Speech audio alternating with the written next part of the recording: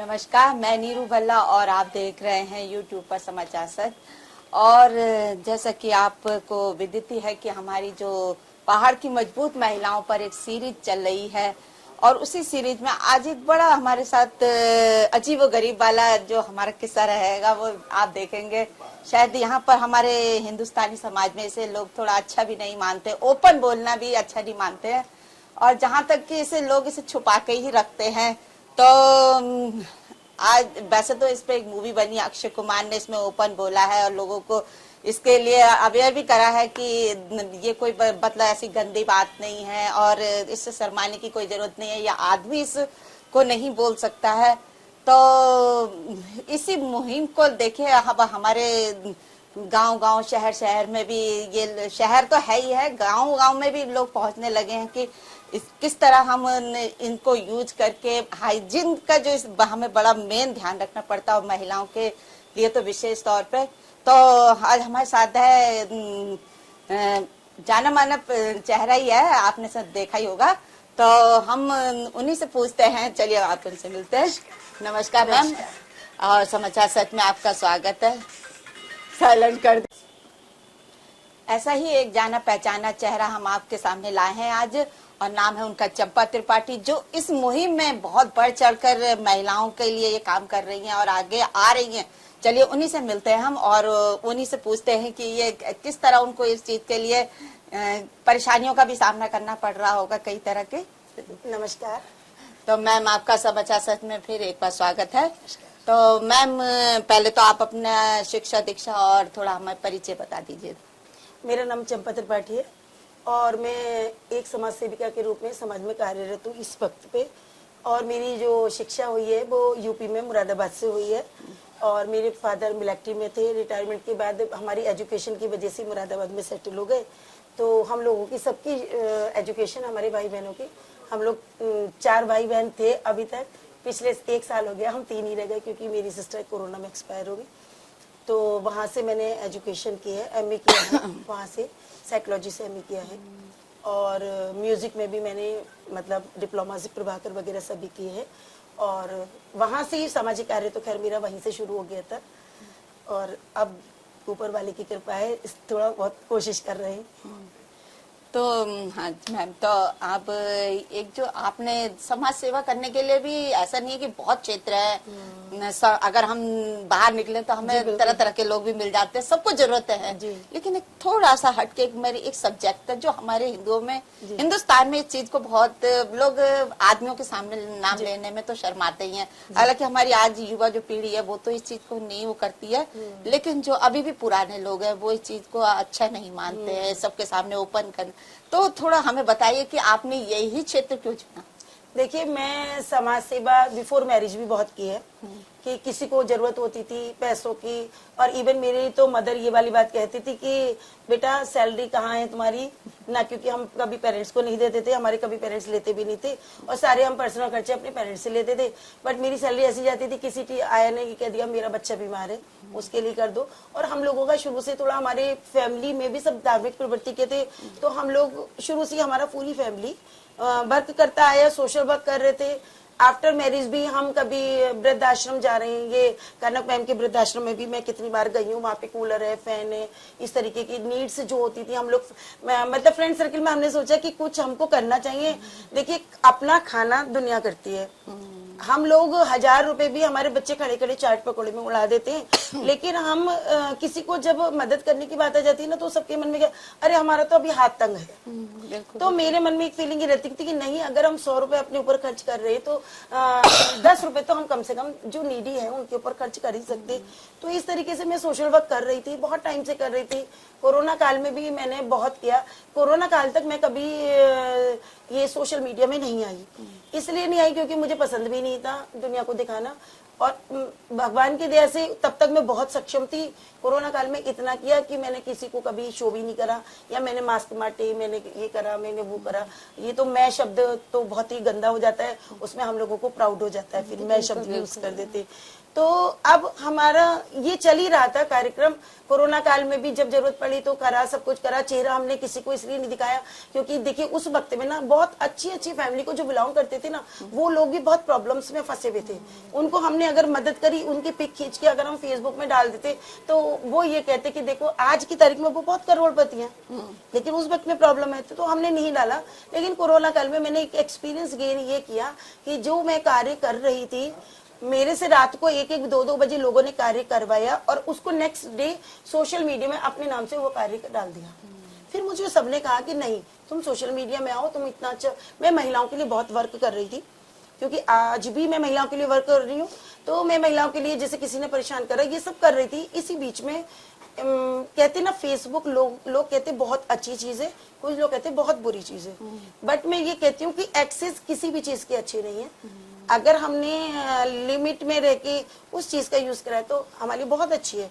तो इसी फेसबुक के माध्यम से एक हमारे जो इस समय international padman legend professor doctor Virendra Dave ji हैं, तो उनका वो 11 ऑर्गेनाइजेशन चला रहे हैं। वो राष्ट्रीय अध्यक्ष हैं उन 11 की 11 ऑर्गेनाइजेशंस के। तो उसमें एक है organisation national child and women development council, NCWDC। ये है इसकी शॉर्ट फॉर्म, क्योंकि हर एक को इतना लंबा नाम नहीं ले सकता, तो हम NCWDC। तो उन्होंने मेरे को एक मैसेंजर में कहा कि मैं आपसे कांटेक्ट करना चाहता हूँ, क्योंकि वो मेरी आईडी देखते रहते थे। मैंने कहा सर मैं मैसेंजर में फेसबुक में किसी से बात नहीं करती हूँ। फिर भी उन्होंने कोशिश करते साईं बाबा के, वो भी बहुत बड़े भक्त हैं और मैं भी बहुत बड़ी भक्त हूँ। साईं बाबा की कृपा से एक दिन हमारी उनकी बात होगी, तो उन्होंने कहा मैं आपको अपने संगठन का ज्वाइंट सेक्रेटरी बनाता हूँ, नेशनल ज्वाइंट सेक्रेटरी। मैंने कहा ठीक है, जैसा आपको ठीक लगे। उन्होंने मुझे बना दिया। फिर उन्होंने मुझे बताया, देखो सोशल वर्क आप कर रहे हो, करो, महिलाओं के लिए करो, बच्चों के लिए करो, किसी के लिए भी करो, लेकिन एक टॉपिक पकड़ कर करो। जो टॉपिक कोई नहीं करता हो, उस टॉपिक को आप पकड़ो तो जीवन में सफलता प्राप्त होगी। तो उन्होंने मुझे ये बात समझाई, मैंने उनसे सुनी। तो उन्होंने कहा कि हम पैड यात्रा करते हैं। जो देखिए उस वक्त में महिलाएं, आज की तारीख में भी अगर हम ग्रामीण क्षेत्रों में जाते तो महिलाएं शर्माती हैं। आज भी गर्ल से अगर पैड खरीदने जाएंगी तो दुबका के एक रैप करके और दुबका के पर्स में इस तरीके से लेकर आएंगे। तो में नहीं, तो खाली पन्नी में ले दे दो आप। तो इस तरीके से। और फिर आप सोचिए ग्रामीण क्षेत्र की महिला तो क्यों नहीं करेंगे, क्योंकि एक हम लोग संस्कारी लोग हैं। हमारा हिंदुस्तान में इन चीजों में थोड़ा सा हेजिटेशन है। तो हमने जब ये देखा, हम क्या चलिए ठीक है। पहली पैड यात्रा जब मैंने की तो वहां पर मैं गई तो महिलाएं कहें हम कैसे लेंगे, हम कैसे बोलेंगे। तो हमने क्या, नहीं, तो हमने वो पैड यात्रा की। पैड यात्रा का हमारा मकसद महिलाओं को अवेयर कराना और हाइजीन प्रोग्राम ये हमने रखा। क्योंकि देखिए अगर जो भी महिलाएं आज के तारीख में कॉटन यूज करती हैं या कुछ करती हैं, तो आप देखिए आज के टाइम पे कितनी मतलब बीमारियां महिलाओं को। और जब हमारी परिवार की महिला ही स्वस्थ नहीं है तो आप ये मान के चलिए परिवार कैसे खुशी रहेगा। तो हम उनको यही समझाते हैं कि आप सारे परिवार का ध्यान रखते हो तो आप फर्स्ट ऑफ ऑल आप अपना ध्यान रखो। अगर आपने 1000 रुपए बच्चों के लिए, पति के लिए, घर के लिए खर्च कर रहे हो तो 50 रुपए अपने लिए रखो। तो ये प्रोग्राम इसीलिए, मतलब मैं आज वीरेंद्र दवे जी का शुक्रिया अदा करूंगी कि उन्होंने ही मुझे इंस्पायर किया ये प्रोग्राम करने के लिए। तो मैम ये जो आप ये पैड्स के बारे में बता रहे हैं, तो लेकिन अब ये तो काफी पुरानी प्रथा है कि लोग कपड़ा यूज करते हैं और ऐसी कोई प्रॉब्लम भी नहीं हुई। लेकिन अब जैसी अब टेक्निक बदली है तो बीमारियों ने भी नए बीमारियां आ गई। और हाइजीन यानी महिलाओं से संबंधित कई ऐसी बीमारियां होती हैं जिसमें साफ सफाई का बहुत ध्यान नहीं। लेकिन अभी भी कई क्षेत्र ऐसे हैं जहाँ पर ये लोगों ने इस बारे में ज्यादा डीपली नहीं लेते हैं इसको। हाँ, वो इसलिए देखिए मेन भी है ना, शुरू से महिलाओं के दिमाग में ये भर दिया है अरे कपड़ा यूज करो। बट आप ये सोचिए, मानो किसी ने कॉटन के कपड़े के रूप में, एक हमारे यहाँ बेडशीट कॉटन की होती है, उसको धोया, उसने कर दिया, ठीक है। उस वक्त में अगर देखिए पहले जमाने में अगर प्रॉब्लम्स नहीं आती थी तो उस वक्त का खान पान भी बहुत स्ट्रांग होता था भाई, डाइट महिलाओं की बहुत अच्छी होती थी, और दूसरे उस वक्त में इतनी बीमारियां नहीं हुआ करती थी। सोचिए कैंसर 1000 लोगों में एक को हुआ करता था, आजकल कैंसर 100 में से 50 लोगों को कैंसर हो रहा है। इन्फेक्शंस इतने हो रहे हैं आजकल, खाने पीने में, माहौल में, एयर में, हवा में, सभी में इन्फेक्शंस हैं, वायरस है। तो फिर उसमें तो फिर महिलाओं को तो मेन हम तो ये सोचते हैं महिलाओं को करना चाहिए। अभी ओपन कपड़ा रख दिया, उसको यूज कर लिया, फिर अब इंटरनल हमको क्या प्रॉब्लम क्रिएट हो रही है आजकल। अब कोरोना क्या है, कोरोना लोगों ने कोरोना कहा है ना, कोरोना भी तो एक तरीके का वायरस है ना। तो वायरस, जब वो वायरस एक तरीके का घूम रहा है तो वायरस तो वो उस कपड़े पे भी आ सकता है। अब हम पैड देखिए, एक तो जहां से बन के आए मेडिकेटेड पैड है, वो बिल्कुल बंद है, उसमें से भी एक पैड कोई निकालता है, उसकी वो पॉलिथीन सहित उसको रख देता है। तो वो एक सफाई की दृष्टि से और स्वास्थ्य की दृष्टि से, इसीलिए हम उनको बोलते हैं कि आप पैड यूज करो, ताकि वो मेडिकेटेड है। कोई इन्फेक्शन अगर होना भी होगा तो पैड के जरिए नहीं होगा, उसको अगर कपड़ा यूज नहीं करेंगे, पैड यूज करेंगे तो इन्फेक्शन कम होने के चांसेस है। तो इससे ये हाइजीन का इससे पैड से क्या लेना देना है? ये तो हाइजीन का पैड से इसलिए है क्योंकि कपड़े से देखिए बीमारी होती है, फिर दूसरे कपड़ा लिया फेंक दिया, उसमें आप जो ये पैड है, पैड को पैक करके फेंकने का भी आसानी होती है। और दूसरे आप समय समय पे पैड चेंज अगर जो महिलाएं करती रहती हैं उसको फेंकेंगी तो एक तो बाहर बीमारियां कम होंगी, क्योंकि कपड़ा कहीं भी फेंक देती, कपड़े के लिए फिर पॉलिथीन यूज करेंगे, वो करेंगे, वो तो ऑटोमेटिक इस तरीके के बनाया गया पैड कि उसको फोल्ड करिए, वो ऑटोमेटिक फोल्ड हो, तो बैक्टीरिया उसके बाहर नहीं जाएंगे।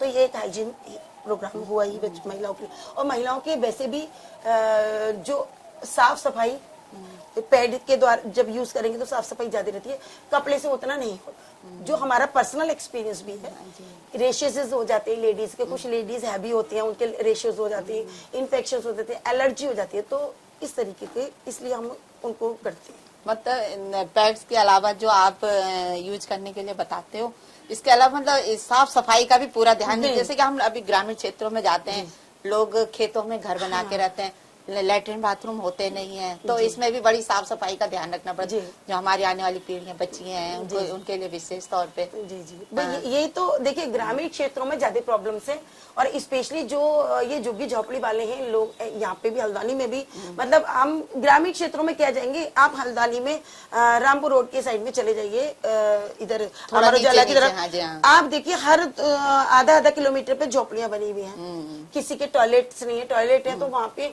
क्लीनिंग नहीं है, सफाई नहीं है। तो अब आप ये सोचिए वो जो पीरियड्स होते हैं, पीरियड्स में देखिए एक तो इतनी प्रॉब्लम्स में महिलाओं को वैसे बहुत होती है, फिर वो अगर गंदी जगह पे टॉयलेट चली जाएंगी, गंदी जगह पे वो यूज करेंगी, कपड़ा यूज करेंगी, तो उससे उनके 10 तरीके की बीमारियां होंगी।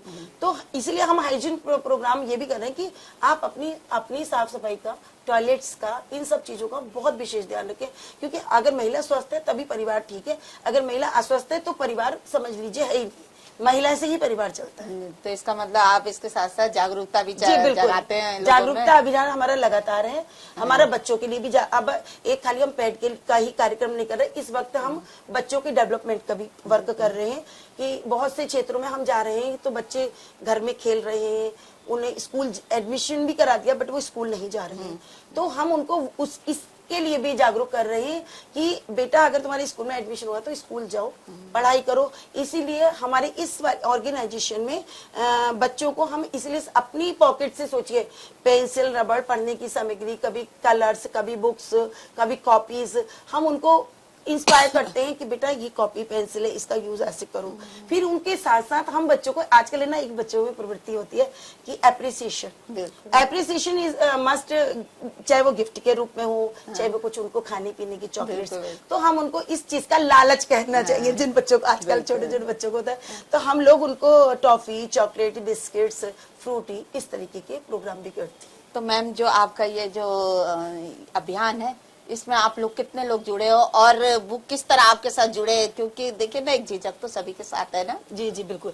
देखिए ये इस वक्त जो हल्द्वानी में, उत्तराखंड में टीम बहुत टाइम से थी, रुद्रपुर में काफी बड़ी टीम है हमारी, और हल्द्वानी में भी एक आध पदाधिकारी थे, बट वर्क किसी ने नहीं किया इस पे।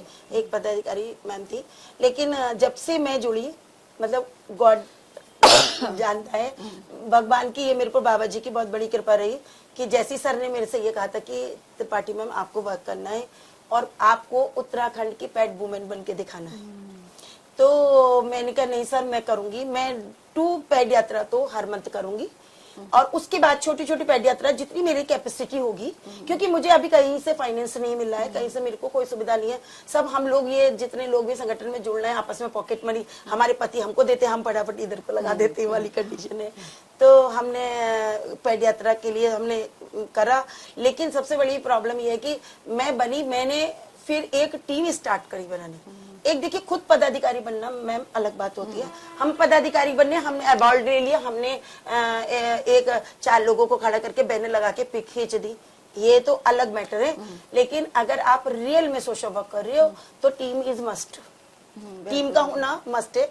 और आज रियली में मैं मंदिर के सामने भी बैठी हूँ, यहाँ पे मंदिर भगवान जी भी हैं, तो मैं कहती हूँ मेरी टीम इतनी अच्छी है। इस समय जो मेरी पर्सनल टीम चल रही है, 15-16 लोगों की टीम चल रही है। वैसे इस संगठन में 25-30 लोग इस समय हल्द्वानी से ही है, स्टेट के हल और इसके जिले के, और मैं नेशनल की हूँ और नगर के, तो 25-30 के आसपास है। बट मेरे हमारी जो हम लोग 16 मैंने जो पदाधिकारी बनाए, तो जब हम लोगों का विस्तार होता है ना, तो आप सोचिए एक घर में छोटा घर है तो 50 लोग नहीं रह सकते। तो हम ये कहते हैं वर्क करना है, अपने अपने स्तर से कर लो, जिले वाले ही कर लो, जिलाध्यक्ष के साथ में और टीम करती है। लेकिन हमारी इस वक्त 15-16 की मेरे साथ टीम है, और रियली में मैं इस चैनल के माध्यम से उस टीम का धन्यवाद देती हूँ कि मैं अगर आधी रात को भी कहती हूँ कि भवानी मैम ये काम करना, वो प्रदेश सचिव है, मंजू शाह मैम प्रदेश उपाध्यक्ष हैं, और दीप्ति चौपाल भी प्रदेश सीनियर उपाध्यक्ष हैं। मतलब इस तरीके से बहुत सारे पदाधिकारी हैं, सबके नाम तो नहीं ले पा रही हूँ। तो ये लोग मेरे को बहुत कोऑपरेट कर रहे हैं, और मैं एक बात ये सोच रही हूँ कि हम लोग अगर इसी तरीके से वर्क करते रहे तो शायद पूरे हम उत्तराखंड में इस मुहिम को आगे बढ़ाएंगे, बच्चों की भी और महिलाओं की भी। तो मैम जैसा कि आपने एक टीम बनाई और अभी ये काम बहुत आगे तक जाना है और क्षेत्र बहुत बड़ा है, तो इसके लिए इसका मतलब है कि फाइनेंस प्रॉब्लम ज्यादा है, तो किसी से कोई ऐसी कोई मांग करी आपने सरकार नहीं, से? अभी हमने सरकार से इसलिए नहीं करी क्योंकि मेरे को अभी ओनली 6 मंथ हो रहे हैं इस संगठन में जुड़े हुए। तो संस्था को कोई नाम दिया आपने? नहीं, संस्था को नाम NCWDC नाम है, national child and women development council, मतलब महिलाओं का और बच्चों के विकास रजिस्टर्ड है। ये इंटरनेशनल लेवल पे वर्क कर रही है।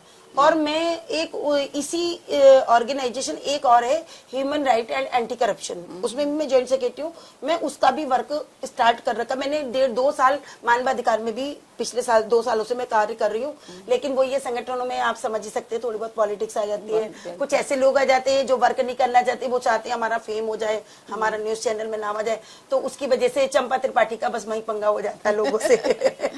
तो बस ये मैं वर्क कर रही हूँ। मैं चाहती हूँ मैं ह्यूमन राइट्स में भी, जिस तरीके से मेरी इस समय मुहिम चल रही है पैड यात्रा के बच्चों के लिए, मैं महिलाओं के लिए भी मैं साइलेंट वर्क कर रही हूँ अभी, जो मैंने कभी भी फेसबुक में नहीं डाला आज तक। और मैंने कम से कम इन 1 साल के अंदर 12-13 महिलाओं की फैमिली प्रॉब्लम पर्सनल लेवल पर सॉल्व। सक्सेस रही? बिल्कुल सक्सेस रही, अपने अपने घरों में बिल्कुल सक्सेस, अपने सक्सेस है और बहुत खुश हैं। और आज मतलब वो कहती हैं कि हम आपको गिफ्ट दें, तो मैंने कहा सबसे बड़ा गिफ्ट मेरा ये होगा कि आप लोग लाइफ में खुश रहो और लड़ाई झगड़ा ना करो, पुलिस चौकी तक ना जाना पड़े। तो मुझे इसमें सफलता प्राप्त हुई, तो मुझे बहुत खुशी होती है इस चीज की कि मुझे वो, तो मैंने टीम वर्क भी नहीं करा, वो मैंने अपने पर्सनल लेवल पे ही किया है। तो मैम जैसा कि आपने अभी हमें बताया कि आप कहते हो कि जरा से 2 काम करते हैं तो लोग सोशल मीडिया में आउट कर देते हैं इसे, तो लेकिन आप समाज सेवा किस रूप में मानते हो कि क्या है समाज सेवा?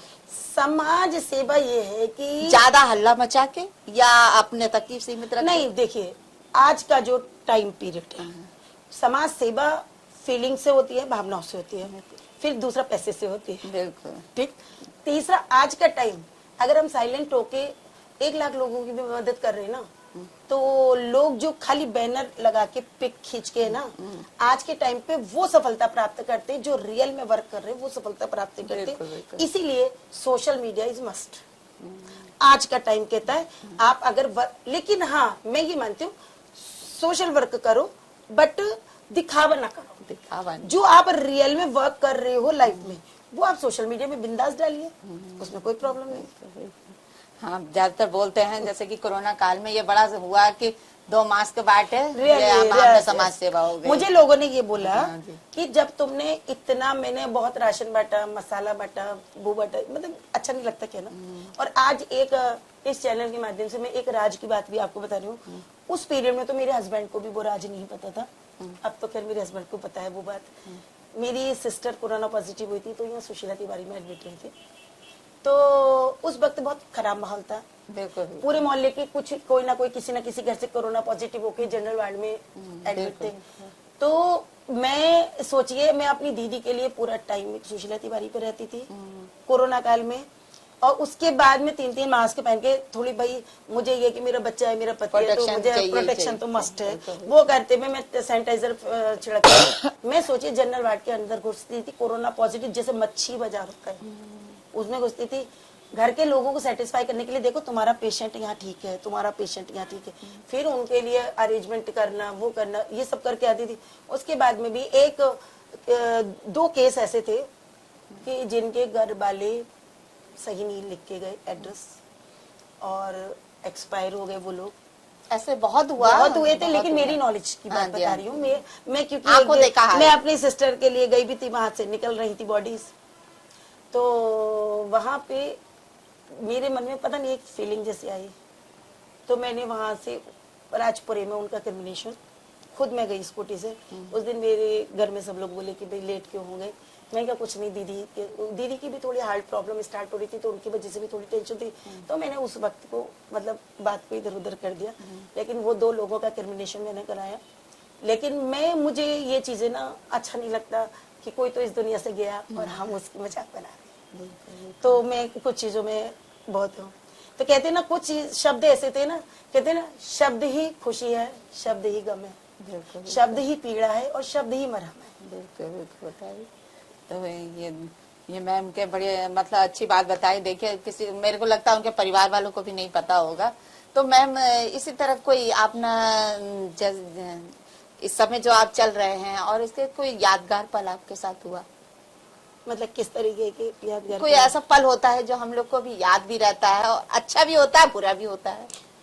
यादगार पल तो खैर बहुत रहते हैं लाइफ में कि हम जैसे सोशल वर्क करने निकलते हैं, हम अगर जैसे एक बार मैं कार्यक्रम करने गई थी कि वहाँ पे कुछ महिलाएं कहने लगी कि हमारे हस्बैंड जो है हमको मार रहे हैं और आप यहाँ पे हमको अवेयरनेस प्रोग्राम कर रहे हो।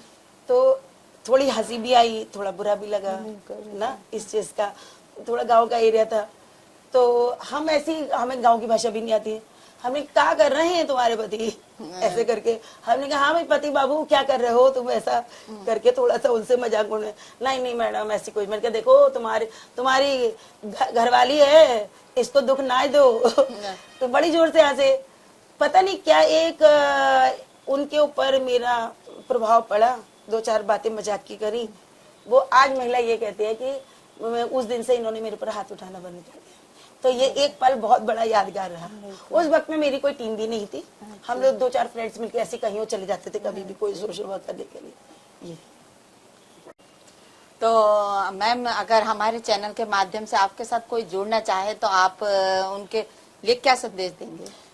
मैं समाचार सच के चैनल के माध्यम से सभी हल्द्वानी, मैं तो पूरे प्रदेश को भी ये संदेश देना चाहती हूँ जहाँ जहाँ तक ये न्यूज चैनल जाता है, जो भी इस मुहिम में, इस संगठन में वर्क करना चाहता है, हमारे साथ कंधे से कंधे मिलाकर निष्पक्ष भाव से, हमारे पास कुछ नहीं है किसी को देने के लिए, बस हमारे साथ सेवा कर सकता है, चाहे वो पैसे से सेवा कर दे, शारीरिक करे, मन से करे, धन से करे, क्योंकि हमको सभी चीजों की जरूरत है।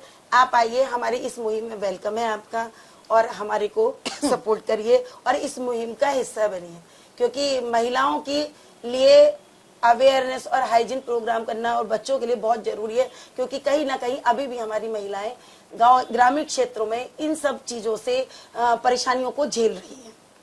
और मैं अक्सर अपने लिए, खुद के लिए 2 शब्द बोला करती हूँ, फकीर मिजाज हूँ, फकीर मिजाज हूँ, अपना अंदाज औरों से जुदा रखती हूँ, लोग मंदिर में मस्जिद में खुदा ढूंढते हैं, मैं अपने दिल में खुदा रखती हूँ। बहुत बढ़िया मैम। तो ये थी हमारे साथ चंपा त्रिपाठी मैडम। और देखा आपने कैसा अजीब और गरीब मामला है, ये भी इस तरह भी होता है। अगर हम खोजने निकले तो तरह तरह के लोग मिल जाते हैं। तो इसी तरह हमारे साथ आगे भी जुड़े रहिए आप, और हम फिर एक नई महिला को आपके सामने लाएंगे। तो अगर आपने अब हमारा चैनल सब्सक्राइब नहीं किया है तो पहले आप हमारा चैनल सब्सक्राइब करिए और हमारे साथ इसी तरह जुड़े रहिए।